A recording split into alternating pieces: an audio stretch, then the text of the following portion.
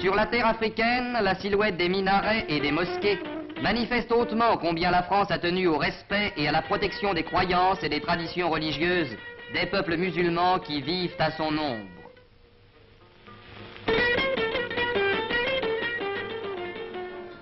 En organisant, au départ de Rabat et de plus loin encore de tous les centres de l'Afrique française, le premier pèlerinage de la Mecque qui ait eu lieu depuis 1939, elle a donné un nouveau témoignage de son respect de l'islam.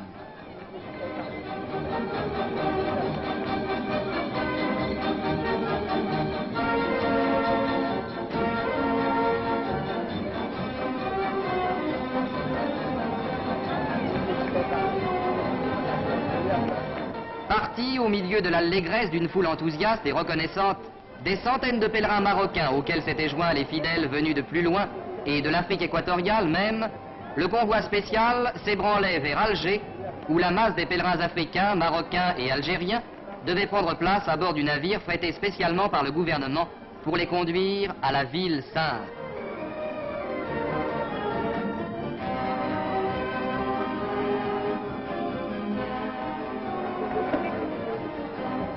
À Alger, une foule bariolée a empli les quais de débarquement. Les wagons laissent couler intarissablement le flot des pèlerins et de leurs bagages pittoresques.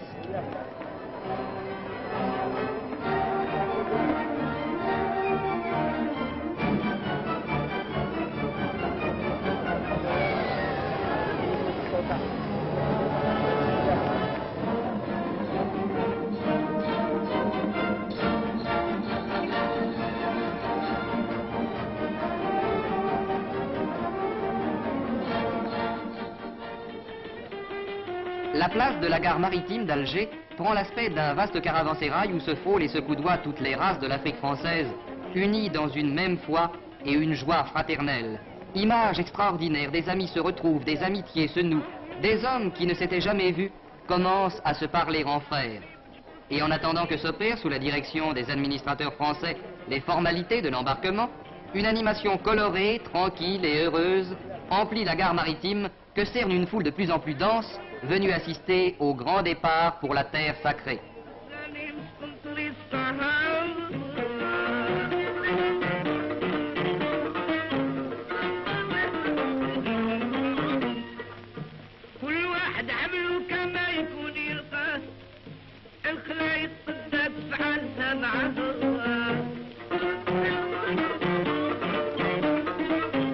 En dépit de la misère de l'après-guerre et de la pauvreté de ses transports maritimes sévèrement touchés par la guerre, la France a voulu mettre le plus beau navire de sa marine marchande au service du pèlerinage.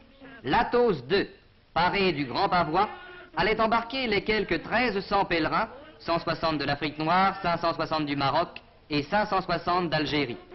Scène touchante. Toutes les classes, tous les âges se rencontrent ici. Le vieillard et l'infirme, l'enfant et l'homme mûr, le riche et le pauvre. L'élévation de la foi réussit ce miracle de mêler sans heurts dans la bonté et la joie, ces éléments dissemblables qu'anime à ce moment un seul désir, prier devant le tombeau du prophète. Tout a été exactement prévu pour le voyage. À aucun moment de la traversée, les pèlerins ne manqueront de viande fraîche. Les entrepôts frigorifiques de l'Athos II sont abondamment approvisionnés. Et dans la ferveur et le calme, les pèlerins, un à un, gravissent l'échelle du bord.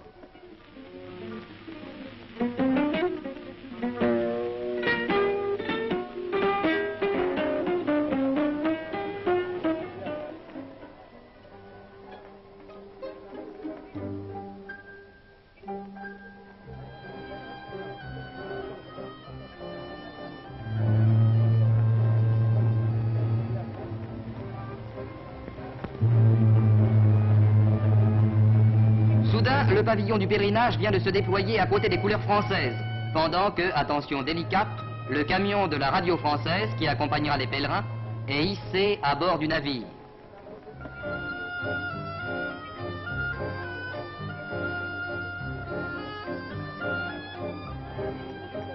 Et voici, témoignage particulier de l'attention du gouvernement français, voici le gouverneur général de l'Algérie, M. Yves Châtaigneau, qui vient souhaiter bon voyage aux pèlerins.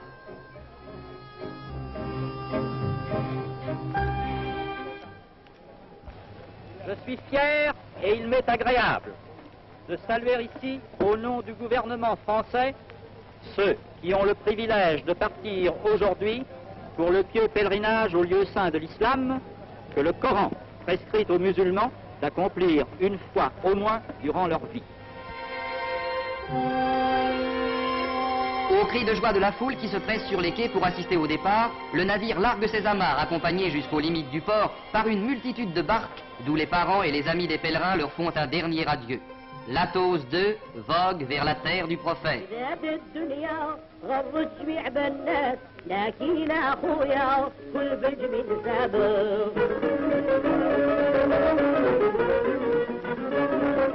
Une dernière escale, Bizerte, où émergent les traces de l'immense drame qui endeuilla le monde, attend l'Athos II. De Tunisie, en effet, 220 pèlerins vont partir avec leurs coreligionnaires pour se joindre au pèlerinage. Et dans le même ordre et la même ferveur, les scènes de l'embarquement se répètent.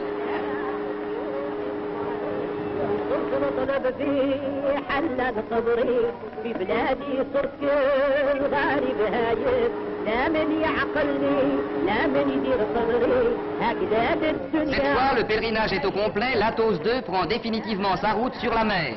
Grâce à la France, le premier pèlerinage de l'après-guerre est commencé.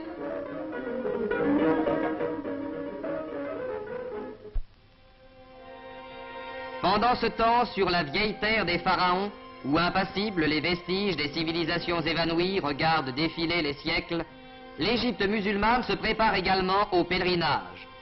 C'est en effet la charge du Khedive de faire tisser et d'adresser chaque année à la Mecque le tapis sacré qui couvrira les 4 faces de la Sainte Kaaba.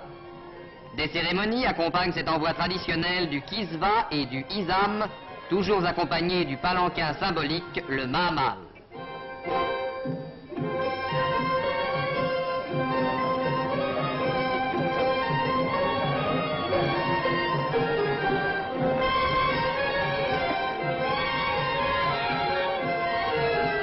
De l'Égypte, comme de tous les pays arabes, une foule considérable converge vers les rives de la terre sacrée.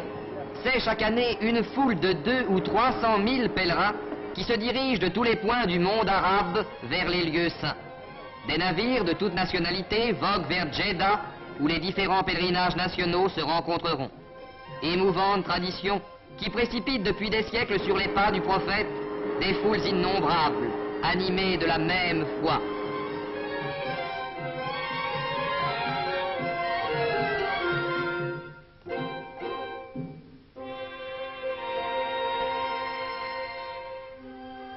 La vie continue sans heurts à bord de l'Athos II.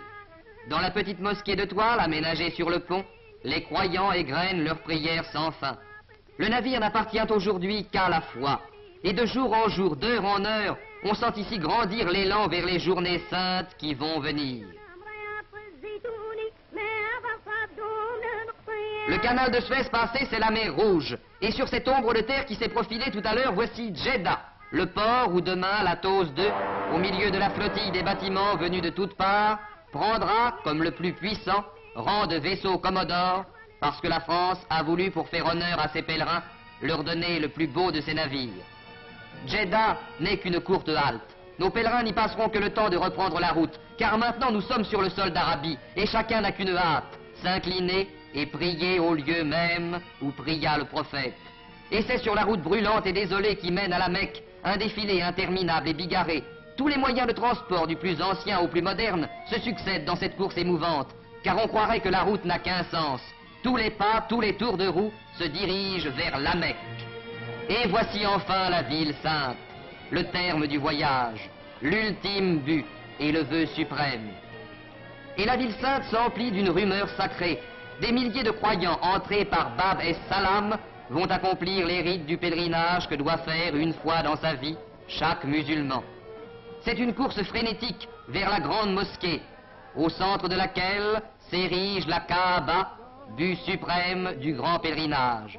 La Kaaba, dont rêve sous toutes les latitudes chaque musulman. La Kaaba dont le voile laisse apparaître à son angle la pierre noire où le prophète posa sa tête.